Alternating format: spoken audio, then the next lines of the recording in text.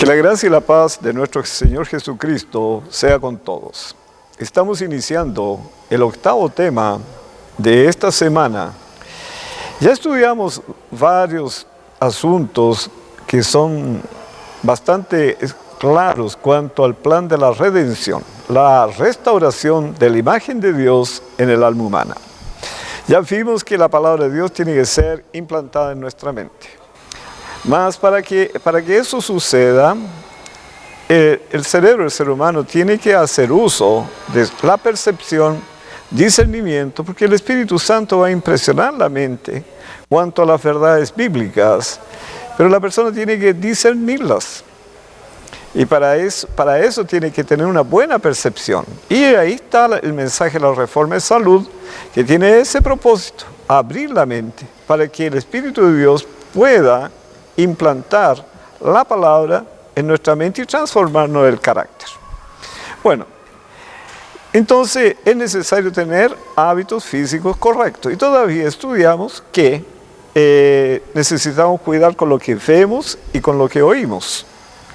Ahora, para que todas esas verdades puedan realmente producir fruto y manifestarse de acuerdo con el carácter del Señor Jesús, es necesario entrar en el servicio del Señor para poder aprender a amar, a ser compasivo, a ser bondadoso, paciente, en fin.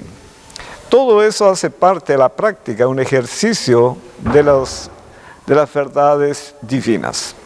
Ahora, cabe la pregunta, saber qué es lo que está faltando para la venida del Señor Jesús. Porque nosotros estamos viviendo en un tiempo bastante solemne. Son 6.000 años de pecados. Cuando el Señor Jesús estuvo en la tierra, se habían cumplido 4.000 años, porque así está escrito.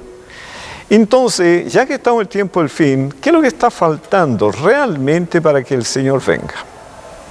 Bueno, generalmente la respuesta es que es la predicación del Evangelio a todo el mundo. Pero yo me pregunto, ¿será que es eso mismo? Porque si consideramos la población mundial en 2018 era de 7.530.170.500 y pocas personas. Bueno, en ese año habían nacido 96 millones y más algunos números de personas.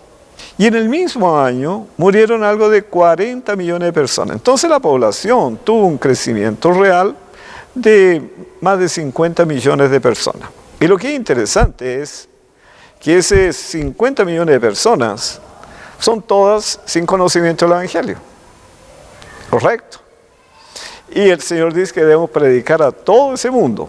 Bueno, la población adventista del séptimo día, que tiene la misión de iluminar el mundo con la gloria del Señor, es envuelta de 20 millones de personas. Y el número de bautismo en el año, que es personas que están siendo traídas a los pies del Señor Jesús, es 1 millón y pocas personas. Y ahí yo pregunto, si en 2000 años, desde que el Señor Jesús estuvo en la tierra hasta hoy día,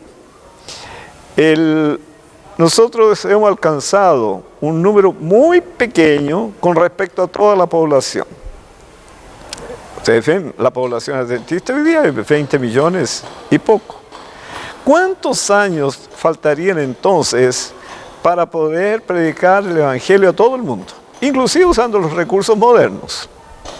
Si la población crece en torno a 50 millones por año, el crecimiento real, y la población adventista crece por vuelta de 1 millón y pocos, ¿cuándo vamos a alcanzar todo ese mundo? Entonces no hay como entender, ¿sabe? Cómo reconciliar lo que está revelado en la Biblia cuanto al tiempo que estamos viviendo y con la realidad de la predicación del Evangelio. Por eso yo digo, no está faltando predicar el Evangelio a todo el mundo, porque si no, pueden colocar más 4.000 años, más otros 4.000 y así por delante. Mas nosotros tenemos un ejemplo bíblico que nos ayuda mucho a entender esta situación. Jonás. Él fue llamado por el Señor para llevar un mensaje final a Nínive. Que ellos necesitaban abandonar el pecado, o si no, la ciudad sería destruida. Jonás sabía que llevar a cabo esa orden del Señor colocaba en riesgo su propia vida. ¿Qué es lo que él hizo? Tomó un navío en dirección opuesta. ¿Qué es lo que hizo el Señor? Lo llevó a Nínive para él predicar ese mensaje. Bueno, ¿cuántos días predicó Jonás? 3 días, diciendo que de ahí a tantos días la ciudad sería destruida. La predicación de Jonás tuvo un resultado extraordinario. Toda la ciudad, inclusive el rey, ellos se convirtieron. Fue un mensaje bien objetivo. De aquí a tantos días la ciudad va a ser destruida. Por lo tanto, el Señor Dios los llama a todos a abandonar el pecado para que salven la vida. ¿Funcionó o no funcionó? Funcionó. Ahora, si nosotros dividimos la población mundial de 7 millones, 500 millones, etc., por 120.000 personas, que eran los habitantes de Nínive, ¿cuántos Jonás el Señor necesitaría para concluir la historia de este planeta Tierra? Es bien fácil. 7 billones, 500 millones de personas dividido por 120.000 y no necesita más que eso. Porque el poder del Espíritu Santo, estos hombres pueden predicar el Evangelio a todos los lugares con un mensaje bien definido. De aquí a tantos días el mundo va a ser destruido y el Señor Dios los llama a arrepentirse y abandonar el pecado. ¿Funcionaría o no funcionaría si el Espíritu Santo da el respaldo, el mismo que dio a Jonás? Funcionaría. ¿Y en cuánto tiempo se acabaría la obra? En poquísimo tiempo. Ahora, ¿dónde está el problema?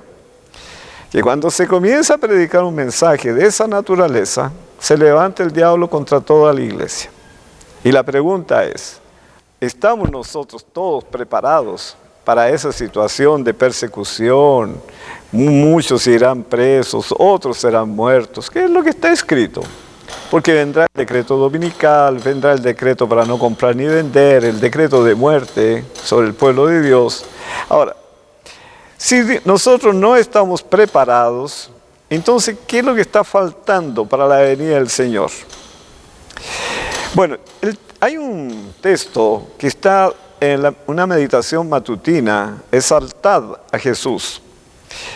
Yo tengo el texto en portugués y voy a traducirlo, pero este texto está en la meditación matinal, exaltad a Jesús. Dice así el Señor: Cristo procura reproducirse en el corazón de los hombres y hace esto por intermedio de aquellos que en Él creen.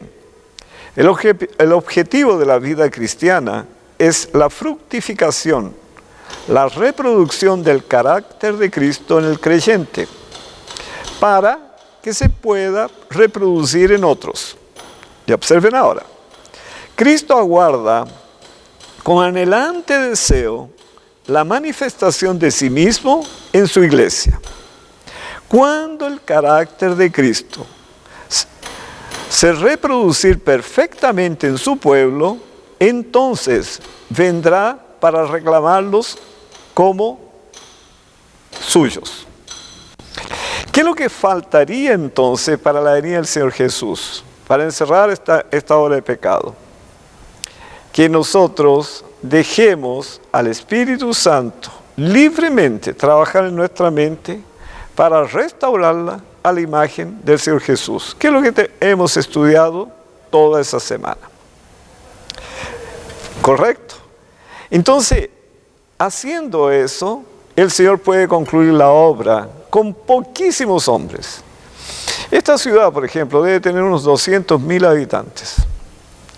Solamente 2 Jonás darían cuenta de esa ciudad. Y el resto puede ir orando en la casa para que estos hombres permanezcan firmes delante de todo ese mundo que necesita escuchar las últimas verdades. Y el plano del Señor es muy simple. Es atraer a la gente al conocimiento del Evangelio. Vean lo que está escrito en el libro de Génesis, en el capítulo 12, versículos 1 a 3. ¿Qué es lo que dice de Abraham? Dios llama a Abraham, capítulo 12, verso 1. Pero Jehová había dicho a Abraham: ven de tu tierra y de tu parentela y de la casa de tu padre a la tierra que te mostraré, y haré de ti una nación grande, y te bendeciré, y engrandeceré tu nombre, y serás bendición. Bendeciré a los que te bendijeren, y a los que te maldijeren, maldeciré, y serán benditas en ti todas las familias de la tierra. ¿Cuál fue el propósito del Señor? Bendecir a Abraham para que él fuera una bendición para todo el mundo. Y dice que todas las naciones toda la familia de la tierra serían bendecidas por causa de la bendición de Abraham. Eso se refiere al Señor Jesucristo, que traería la bendición sobre el mundo entero. Pero en su tiempo Abraham debería ser una bendición para los otros, recibir la bendición y distribuirla a los demás. Pero Abraham era un hombre que estaba sujeto a la muerte. En el capítulo 25, solamente que las promesas del Señor no se limitan a la vida del ser humano. Y en el capítulo 25, en el versículo 11, nos habla de la muerte de Abraham. Y sucedió después de muerto Abraham, que Dios bendijo a Isaac, su hijo. ¿Con qué propósito bendijo a Isaac? Que él fuera una bendición para todas las familias de la tierra. Bueno, ¿qué es lo que significa de que Isaac fue bendecido? Para que toda la familia de la tierra fueran bendecidas. En el capítulo 26 de Génesis, en el versículo 12, 26, 12, dice el Señor: y sembró Isaac en aquella tierra, y cosechó aquel año 100 por 1, y le bendijo Jehová. Isaac sembró un saco de porotos o de frijoles y tuvo una producción de 100 sacos, lo que no es normal. Hoy día mismo, en los tiempos modernos, con todo el conocimiento en la agricultura, preparando bien la tierra, pueden producir en media 60 sacos por cada saco de semilla. Mas en ese tiempo, él sembró 1 y cogió 100 porque el Señor lo había bendecido. ¿Y cuál era el propósito de esa bendición? Era un hombre que trabajaba en la agricultura. En el versículo 26 dice el Señor: Abimelech era el gobernador de aquel lugar, aquella región. Y Abimelech vino a él desde Gerar, y Ausat, amigo suyo, y Ficol, capitán de su ejército. Llegaron gentes importantes. Y les dijo Isaac: ¿por qué venís a mí, pues que me habéis aborrecido y me echasteis de entre vosotros? Observen la respuesta, verso 28. Y ellos respondieron: hemos visto que Jehová está contigo. ¿Cómo ellos sabían que Jehová estaba con Isaac? Porque las noticias de la cosecha de Isaac llegaron hasta los oídos de Abimelech. Ahora, y vean lo que él dijo. Y él vino con el capitán del ejército. Isaac era un simple agricultor. Él vivía con su familia, algunos siervos, y ahora viene al encuentro de él, el gobernador, con el capitán del ejército, con otro asistente al servicio de él, y vean lo que les dijo. Y dijimos: haya ahora juramento entre nosotros, entre ti y nosotros, y haremos pacto contigo. No es interesante, el gobernador queriendo hacer un pacto de paz entre Isaac y él. Él que tenía ejército, Isaac no tenía nada. ¿Por qué Abimelech quiso hacer ese pacto? Porque él sabía que el Dios de Israel, que en ese tiempo todavía no existía Israel, él hiciera un pacto con él. ¿Por qué? Porque temía al Dios de Isaac. Y observen lo que dice a seguir. Verso 29. Que no nos hagas mal. ¿Quién tenía posibilidad de hacer mal uno al otro? Era Abimelech, no Isaac. Que no nos hagas mal, como nosotros no te hemos tocado, y como solamente te hemos hecho bien, y te enviamos en paz. Tú eres ahora bendito de Jehová. Queridos hermanos, ¿no es interesante ese diálogo? Es una cosa que no tiene sentido lógico humanamente hablando. Un hombre que estaba en ese momento en el poder, tenía ejército, viene a proponer a Isaac, que era un agricultor, un hombre simple, proponerle un pacto. Y todavía que haya un juramento entre ellos de que Isaac no le haría mal a él. ¿No es interesante? Ahora lo más interesante es lo siguiente. ¿Cuánto esfuerzo hizo Isaac para llevar el evangelio a Abimelech? ¿Cuánto gastó en ese esfuerzo? ¿Cuánto oró por Abimelech para llegar al conocimiento del Dios eterno? Nada. Ahora, Dios bendijo a Isaac para que él fuera una bendición para toda la familia de la tierra. ¿Lo bendijo de qué manera? La cosecha de él fue muy abundante, extraordinariamente abundante, que llamó la atención al gobernador y vino a tener ese diálogo. Ahora, ¿para dónde se direccionó la mente de Abimelech? ¿Para la cosecha o para el Dios eterno? Para Dios. Entonces, el Señor puede llamar la atención del mundo entero para los adventistas del séptimo día y recibir el conocimiento para salvación que todo el mundo necesita. Puede. Ahora observen el segundo ejemplo que es muy significativo.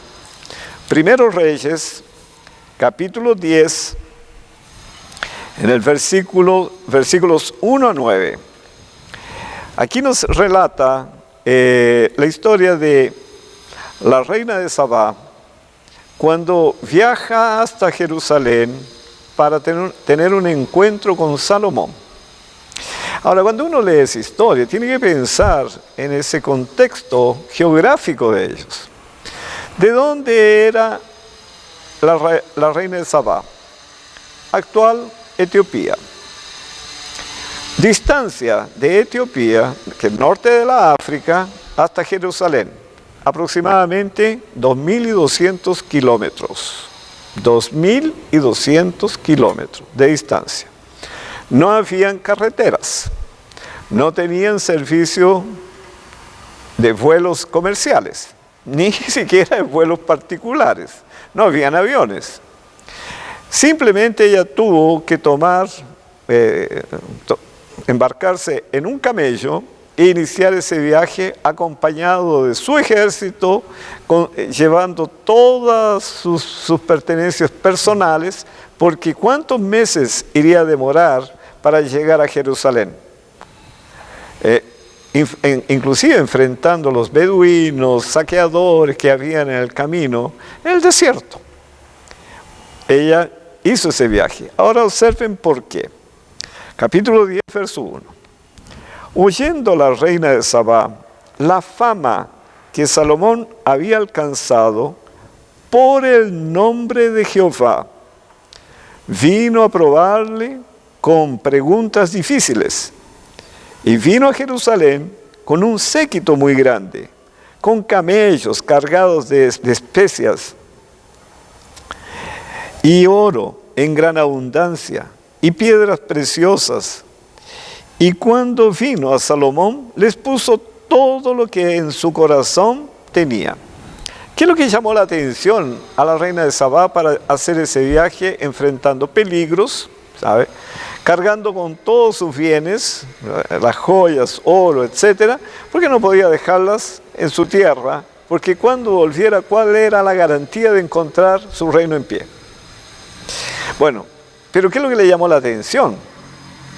Siempre se dice la sabiduría de Salomón, mas el texto bíblico no dice eso. No fue la sabiduría de Salomón que le llegó al conocimiento que la fama de Salomón estaba relacionada con su sabiduría. Mas eso que dice aquí es otra cosa. Dice aquí el Señor, en el versículo 1, oyendo la reina de Sabá, la fama de Salomón había alcanzado por el nombre de Jehová. Vino a probarlo con preguntas difíciles. El nombre de Jehová es el carácter de Jehová. La noticia que llegó de Salomón, que Salomón tenía el carácter del Señor Jesús. Esos fueron los buenos tiempos de Salomón, que era un rey bondadoso, misericordioso, compasivo, perdonador, justo. La reina de Sabá dijo, no creo que exista un rey en esta tierra que tenga esas características. Lo que ella conocía eran reyes autoritarios, déspotas, en fin, todo lo que nosotros conocemos en la historia. Mas un rey que reflejara el carácter del Señor Jesús la trajo, y ella se dispuso a andar 2.200 kilómetros de camello para llegar allá enfrentando peligros. ¿Por qué? Porque ella quería ver si existe un hombre que exista en la tierra, que tenga un carácter que refleje el carácter del Señor Jesús. Muy impresionante. Por eso que el Señor puede llamar la atención del mundo entero a los adventistas del séptimo día. Que lo que dice el texto, que está en el libro Exaltad a Jesús, que es esa meditación matutina, cuando el carácter de Cristo se reproducir perfectamente en su pueblo, entonces vendrá a reclamarlos como suyos. ¿Por qué? Porque en ese tiempo la iglesia traerá a todos los hombres para obtener el conocimiento de la salvación. Por eso que hemos estudiado esta semana el plan de la redención, porque no solamente tiene a ver con la salvación nuestra, más un mecanismo de salvación del mundo entero. Hoy día uno predica el Evangelio, entrega literatura, las personas no ven en nosotros personas que den testimonio de que el Evangelio realmente es verdad, que tiene poder de transformar. Yo viví 12 años al lado de una iglesia adventista. Hoy día soy a 30 años adventista. Más 12 años al lado de la iglesia. Era la iglesia, una casa y mi casa. Yo los veía en la llegada, todos bien vestidos, en la salida, conversaban, se abrazaban, etc. Y yo quedaba pensando y miraba de la ventana de mi casa. Este pueblo es realmente interesante, ¿verdad? Día de sábado, muchas veces yo estaba preparándome para ir para la playa, descansar, y veía ese pueblo de terno, corbata, las mujeres de taco alto, bien vestidas. Y yo decía, no daba para entender. Bueno, pero yo nunca supe en esos 12 años que ese pueblo representara al Señor Jesucristo aquí en la tierra. Yo imaginaba que era una comunidad de creyentes como existen muchas otras. Pero yo no supe eso. Yo doy gracias a Dios porque yo soy salvo realmente por la gracia de Dios. Porque no fue por entender que, y ni siquiera supe que ese pueblo tenía un mensaje tan especial para estos últimos días. ¿Se dan cuenta de la importancia de comprender el plan de la redención? Porque así vamos a llamar la atención a las personas. Vean lo que dice a continuación. En el versículo 3, y Salomón le contestó todas sus preguntas, y nada hubo que el rey no le contestase. Y cuando la reina de Sabá vio toda la sabiduría de Salomón, ahora comenzó a ver, y la casa que había edificado, porque él tenía el carácter de Cristo. Entonces la casa reflejaba la simplicidad de Cristo. Y enseguida dice,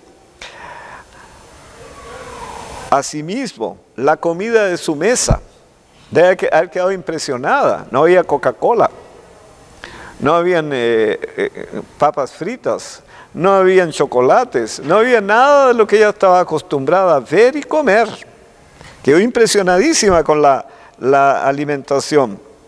Y enseguida dice, las habitaciones de sus oficiales, el estado y los vestidos de los que los servían.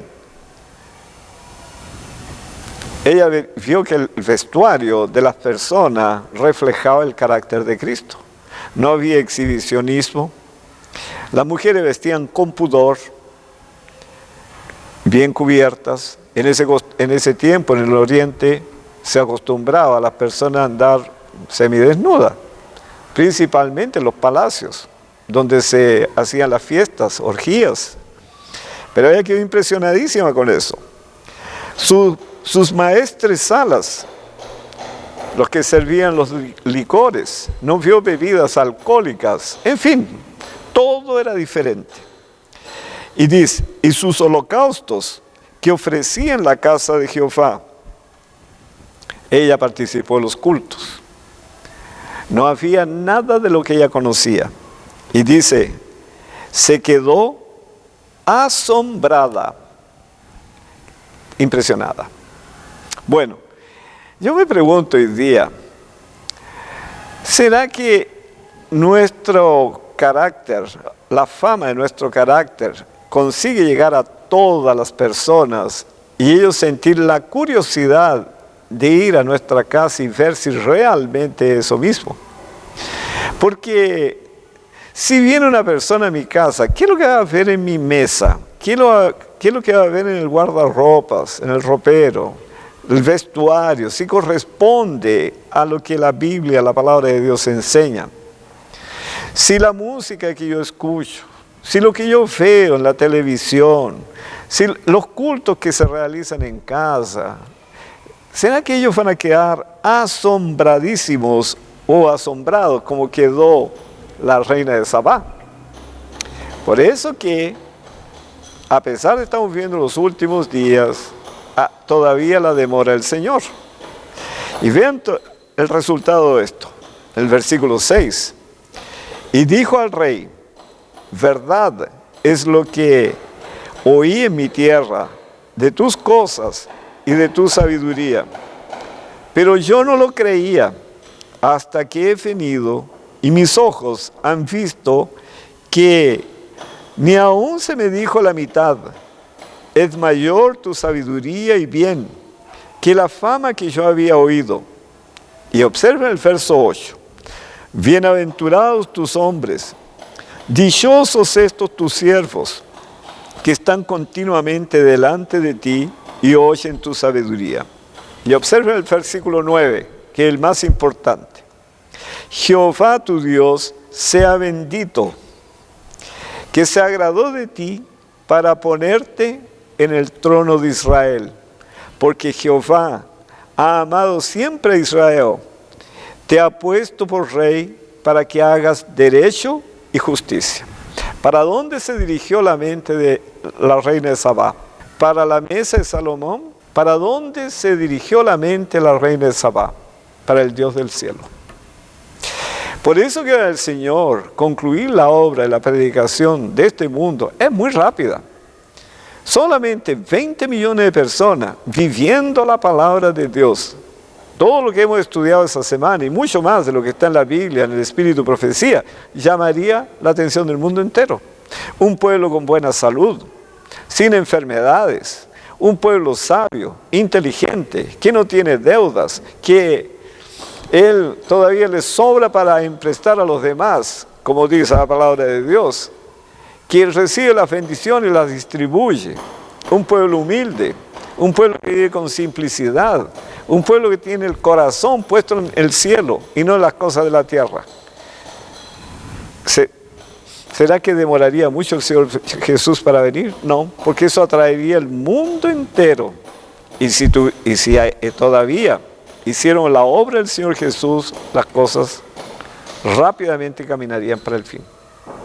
Por eso que el Señor no necesita ni siquiera los 20 millones de adventistas para concluir la obra. El Señor nos da el privilegio de todos participar para gozarnos por la eternidad de ver personas salvas para el Señor Jesucristo. Pues observen ahora lo que está en 1 Pedro, en el capítulo 1. 1 Pedro, en el capítulo 1, en el versículo 13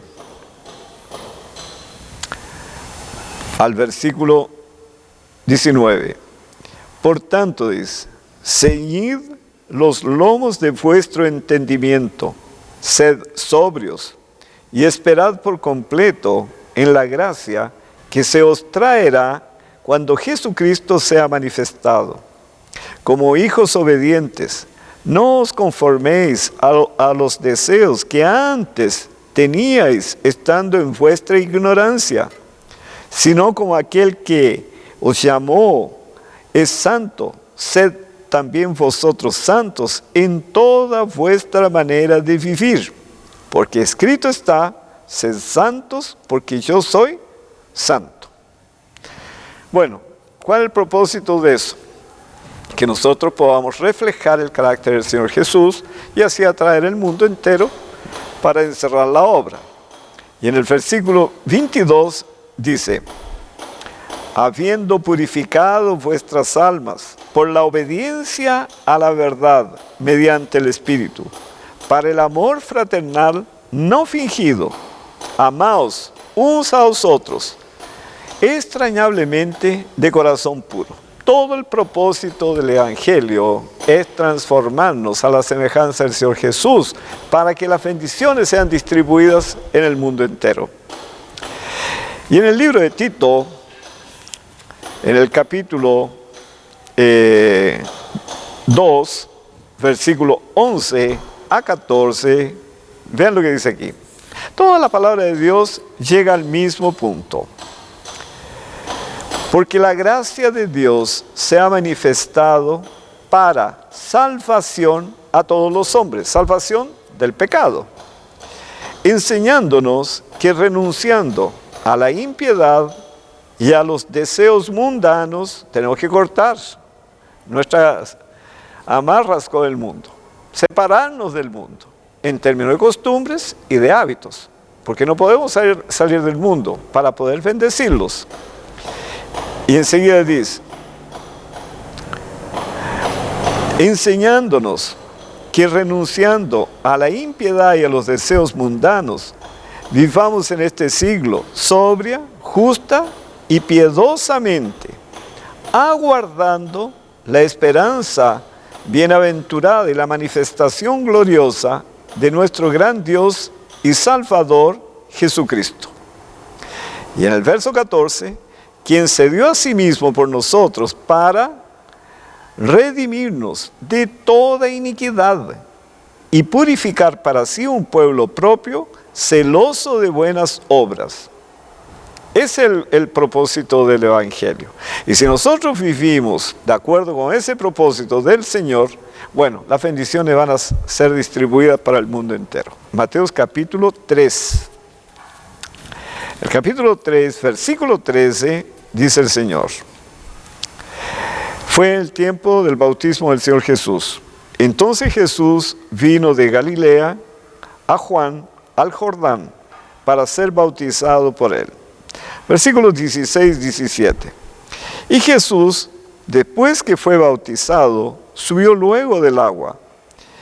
Y aquí los cielos le fueron abiertos, y vio el Espíritu de Dios que descendía como paloma y venía sobre él.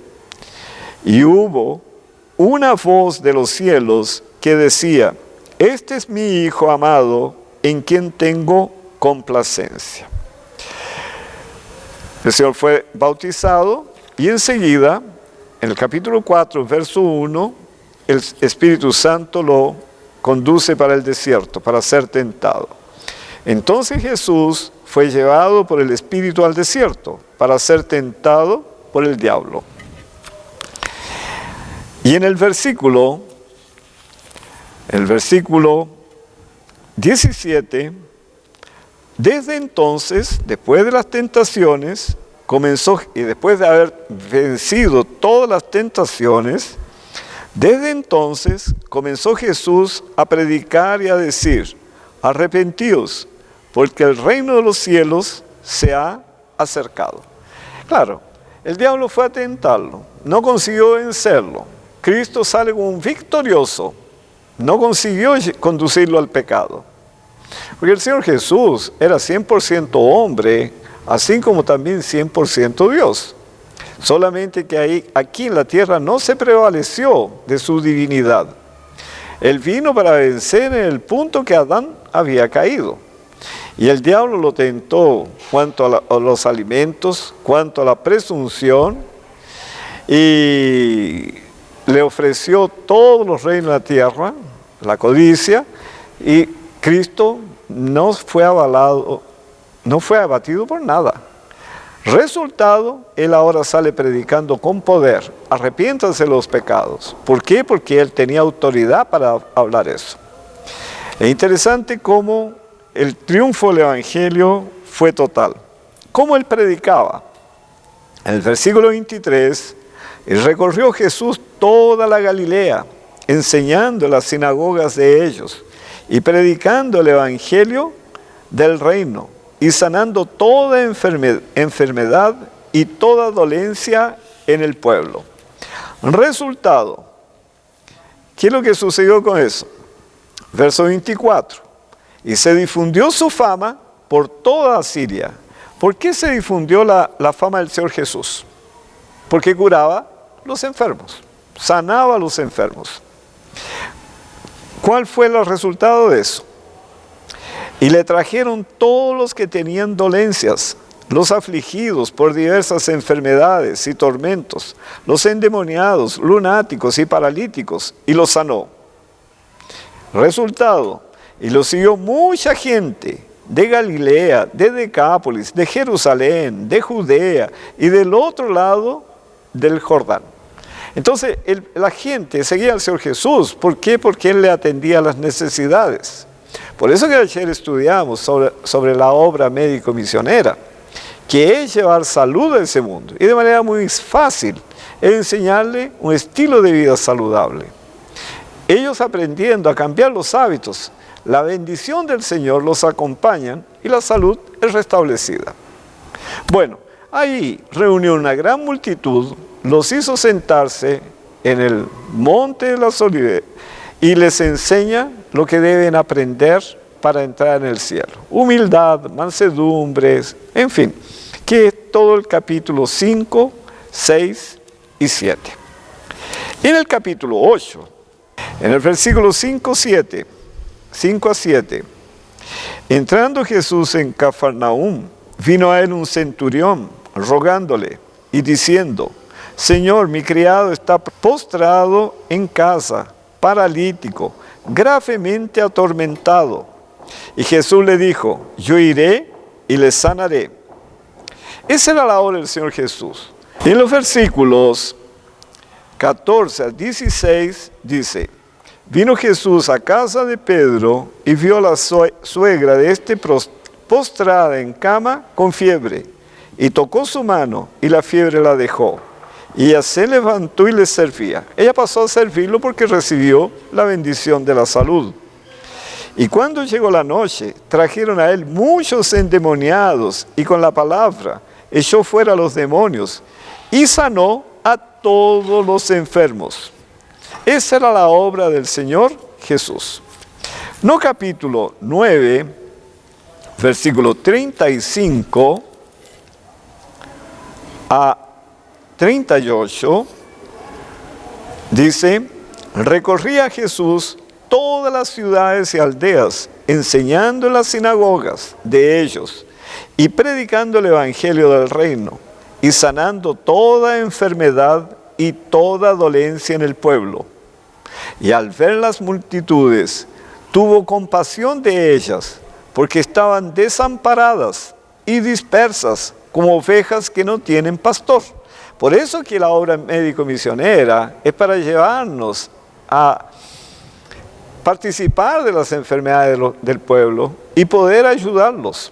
Y así vamos a manifestar el amor de Dios. Y en el versículo 37 dice: entonces dijo a sus discípulos: a la verdad, la mies es mucha, mas los obreros pocos. Rogad pues al Señor de la mies que envíe obreros a su mies.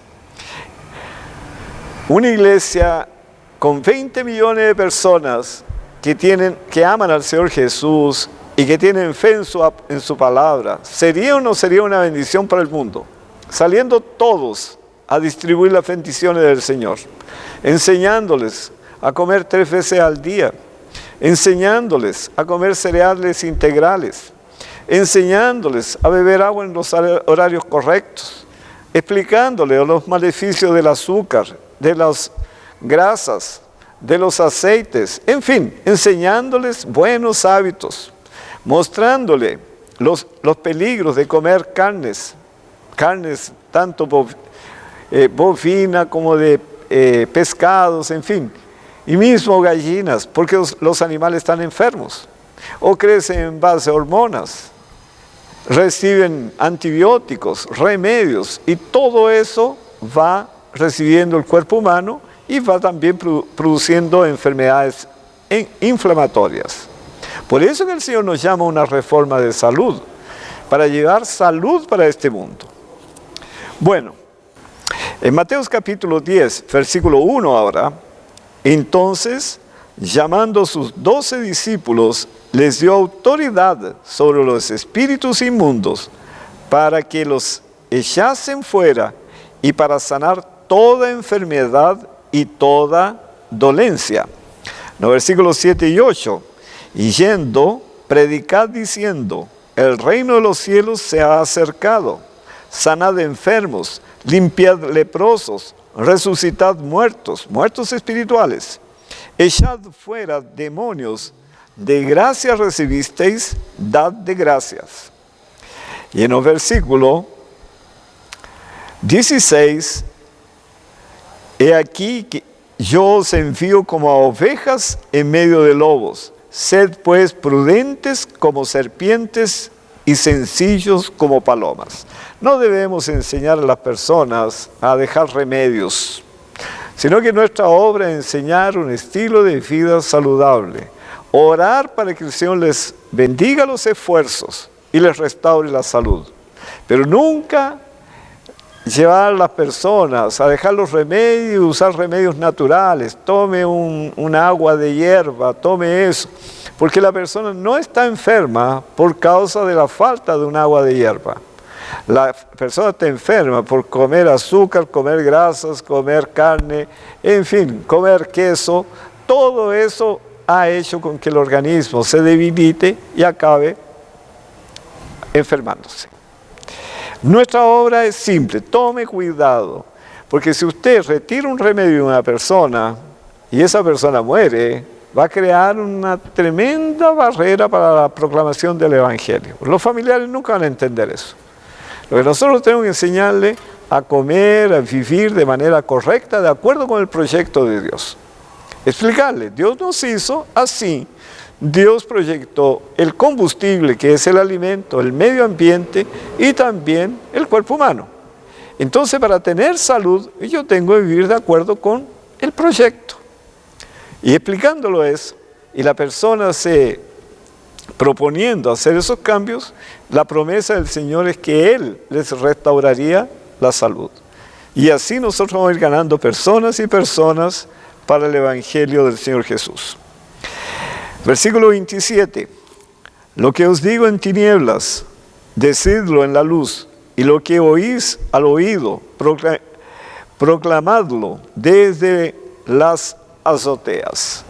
Nos tenemos que hablar a tiempo y fuera de tiempo, en cualquier lugar, en la fila del banco, en el paradero de buses, en el trabajo, en fin, todo momento debemos anunciar la venida del Señor Jesucristo. Que el Señor nos ayude en ese sentido para no nos olvidar que estamos viviendo los últimos días del planeta. Y los juicios del Señor ya están cayendo y continuarán cayendo para despertar el mundo y despertarnos a nosotros también. Anunciar la venida del Señor Jesús. No, versículo 32 a 33.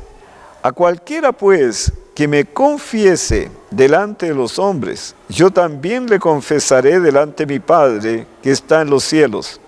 Y a cualquiera que me niegue delante de los hombres, yo también le negaré delante de mi Padre que está en los cielos.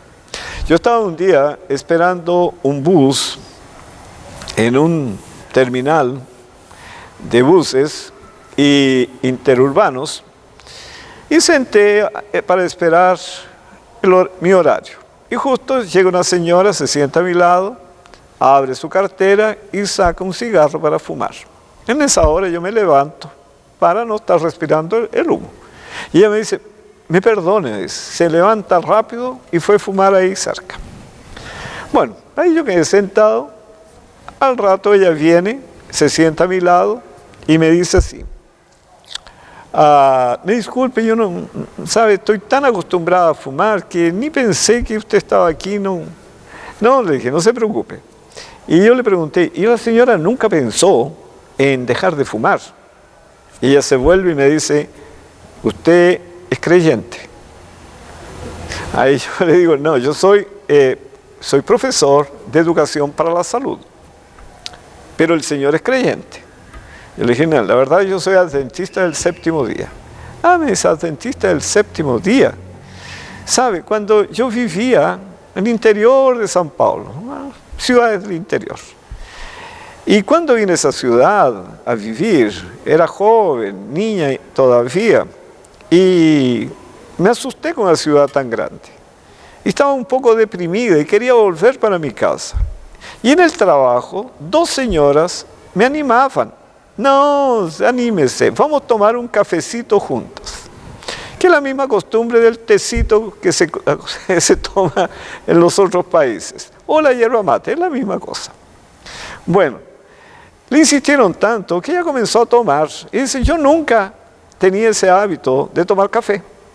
Y fue tomando. Solamente que el café tiene cafeína, así como el té tiene teína, la hierba mate tiene también cafeína, en fin, que son estimulantes del sistema nervioso y la persona acaba se viciando en eso. Y un perjuicio tremendo para el cerebro, y ahí que se va perdiendo en percepción, discernimiento. Eso está en la palabra de Dios, está escrito en el Espíritu de Profecía. Bueno, y comencé a tomar, y a partir del café pasé para el cigarro. Y hoy día yo bebo casi un termo de poco menos de 1 litro de café al día. Y fumo más o menos una cajetilla y media de cigarros al día. Ahí yo quedé pensando, bueno, estas hermanas... y ahí ella me dice lo siguiente, lo peor de todo fue ahí. Y esas 2 señoras que la animaban eran adventistas del séptimo día. Y ahí que yo quedé pensando conmigo, esas hermanas, ¿confesaron al Señor Jesús o negaron al Señor Jesús? ¿Qué es lo que ustedes creen? No hay duda, negaron al Señor Jesucristo. Y ahí que está el asunto. Y cualquiera que me niegue delante de los hombres, yo también le negaré delante de mi Padre que está en los cielos. Porque la estaban incentivando a usar una de las drogas legales que existen en el mundo, que es el café, el té, la hierba mate, el alcohol y también el cigarro. Todos son drogas que producen adicción y a pesar de ser legales, el efecto sobre el cerebro continúa. No depende de la ley, depende ahí del proyecto de Dios. Entonces ahí que nosotros tenemos que tomar muchísimo cuidado. Y en Mateo capítulo 10, versículo 38-39 dice, y el que no toma su cruz y sigue en pos de mí, no es digno de mí. El que haya su vida, quien vive para satisfacer sus pasiones, la perderá la vida eterna. Y el que pierde su vida, el que pierde gustos de este mundo, los deseos de este mundo, por causa de mí, la hallará, vaya la vida eterna. Entonces, el Señor es muy claro en ese sentido. Y ahí que nosotros debemos pensar que nuestros hábitos, nuestro estilo de vida, nuestra vida como un todo, es una carta abierta, como dice el apóstol Pablo, para llevar el conocimiento del Señor Jesús a las demás personas. Porque las demás personas necesitan ver si yo realmente soy lo que la palabra de Dios dice. Porque yo le puedo decir que el Señor Jesús es el mayor médico que existe. Todos dicen que es un médico que vino a curarnos. Y si yo estoy totalmente enfermo, yo le estoy presentando el mejor médico, ¿quién va a creer que yo estoy diciendo la verdad? Entonces eso es lo que debemos pensar. Y en Zacarías, capítulo 8, vean el resultado de vivir el Evangelio. En el versículo 23, así ha dicho Jehová de los ejércitos, en aquellos días acontecerá que 10 hombres de las naciones de toda lengua tomarán del manto a un judío, diciendo, iremos con vosotros porque hemos oído que Dios está con vosotros. ¿Por qué Abimelech vino a hablar con Isaac? Porque le dijeron que Isaac estaba con Dios. Dios era con Isaac. Que Isaac era ahora el hombre bendecido por Dios. Y él quiso venir a conversar con él. De la misma manera, si yo hoy día ando con el Señor Jesús, vivo la verdad del Evangelio como es en el Señor Jesucristo, las personas van a venir. Y se van a tomar del brazo y van a decir, como dice aquí, iremos con vosotros porque hemos oído que Dios está con vosotros. Cuando lleguemos a esa experiencia, se cumple lo que está en Isaías capítulo 60, versículo 1 a 5. Y aquí qué interesante este texto. Isaías 60, versículos 1 a 5. Levántate, resplandece, porque ha venido tu luz, y la gloria de Jehová ha nacido sobre ti. Porque aquí que tinieblas cubrirán la tierra, que es la realidad hoy día, y oscuridad las naciones, que es la realidad hoy día, mas sobre ti amanecerá Jehová, y sobre ti será vista su gloria, el carácter de Cristo. Verso 3, y andarán las naciones a tu luz, y los reyes al resplendor de tu nacimiento. Alza tus ojos alrededor y mira, todos estos se han juntado, vinieron a ti, tus hijos vendrán de lejos, y tus hijas serán llevadas en brazos. Verso 5, entonces verás y resplandecerás, se maravillará y ensanchará tu corazón, porque se haya vuelto a ti la multitud del mar de los pueblos, y las riquezas de las naciones hayan venido a ti. Bueno, ¿quién va a quién? Nosotros vamos al mundo, el mundo viene a nosotros, como resultado de la obra transformadora del Espíritu Santo. Hermanos, no estamos en un mundo que la situación está peorando en el mundo entero. En términos de salud, las enfermedades, con todos los recursos actuales, con todo el conocimiento disponible, por ejemplo el cáncer, estable en 40 años en los Estados Unidos y ligeramente creciente, con todos los recursos farmacológicos, el área de la medicina, de todos los equipos para diagnóstico, para tratamiento, etc., el cáncer no ha disminuido. Y así, todas las enfermedades que estaban disminuyendo comenzaron a aumentar. En términos de la economía, en términos sociales, morales, el medio ambiente, el agua está terminándose en el mundo. Por eso el profeta Joel dice que los ríos todos van a secar. no habrá alimentos. Todo es un proceso de decadencia y degradación que nos está conduciendo para la venida del Señor Jesús. Ahora ustedes pueden observar el hoyo de la capa de ozono. Hoy día ya la persona no puede tomar luz solar así libremente porque está expuesta a tener un cáncer de piel. Si observan otros aspectos de la salud, de medio ambiente, está todo deteriorado. Ahora, esos son señales de que la venida del Señor Jesús está próxima. Entonces, ¿qué es lo que el Señor Jesús espera? Que nosotros nos dispongamos a aceptar el liderazgo del Señor Jesucristo y nos someter voluntariamente, por amor a Él, discernir el sacrificio en la cruz para obedecer toda su palabra. Todo lo que está en el Antiguo, Nuevo Testamento, en el espíritu de profecía, porque ahí nos está dando orientaciones bien claras cuanto respecto al estilo de vida necesario para que el Señor transforme nuestra mente. Y así el Señor va a cumplir sus propósitos de iluminar al mundo con su gloria, con su carácter, y va a traer el mundo todo a tomar el conocimiento. Porque si nosotros esperamos con todos los mecanismos actuales de llevar el conocimiento del Evangelio, hermanos, pueden creer que van más 2000 años y más 2000 años y más 2000 años. ¿Por qué? Porque el mundo está creciendo a una tasa de 50 millones de pecadores por año y nosotros estamos creciendo, suponiendo que no estamos en pecado, estamos creciendo a una tasa de 1 millón y poco por año. ¿Cuándo vamos a alcanzar ese mundo? Nunca. Por eso que el plan del Señor es someter al Espíritu Santo para que Él transforme nuestra mente y vivir la vida del Señor Jesús, que fue la vida de Pablo, y así todo ese mundo a llegar al conocimiento del Señor. Que el Señor los bendiga, aprovechen esa semana, tomen decisiones del lado del Señor.